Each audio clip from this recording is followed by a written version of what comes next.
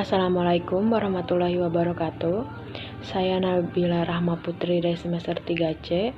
Di sini saya akan mereview materi yang sudah dijelaskan oleh Bapak Dr. Emrendi Aridayan di SMH. Bab 1 tentang percobaan. Pengertian mengenai percobaan maka tidak bisa kita temukan di dalam KUHP karena hanya mengatur mengenai larangan dan keharusan. Maka kita itu harus membuka aturan-aturan yang ada di dalam KUHP. Percobaan ini bukan tindak pidana yang berdiri sendiri, tapi ada sebagian pakar ajaran. Percobaan itu berdiri sendiri. Kenapa ajaran percobaan ini bukan berdiri sendiri?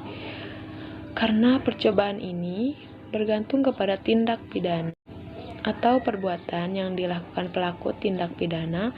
Percobaan ini diatur dalam dua pasal. Dalam buku 1 bab 4 pasal 54 dan pasal 53. Apa yang maksud dengan pidana tambahan? Pidana terdiri dari pidana pokok, yaitu pertama ada pidana mati, kedua pidana penjara, ketiga pidana kurungan, dan terakhir pidana denda. Pidana tambahan yang pertama pencabutan beberapa hak tertentu, perampasan barang yang tertentu, dan pengumuman putusan hakim. Sifat percobaan adalah 1.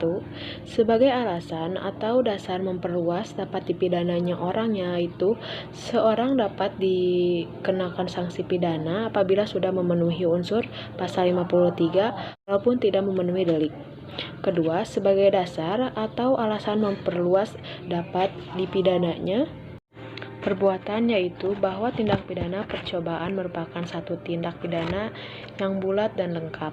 3. Dasar patut dipidananya percobaan, yaitu ada teori subjektif, yaitu patut dipidananya percobaan pada sikap atau batin atau watak yang berbahaya dari pelaku penganut teori ini atau Van Hummel.